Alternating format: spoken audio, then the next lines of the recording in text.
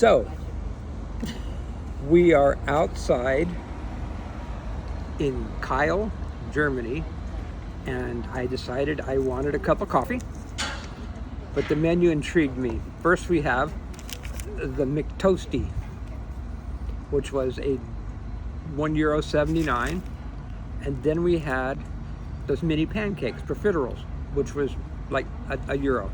So we're gonna try the profiteroles first. They're very tasty. They could have done better presentation-wise with the sugar.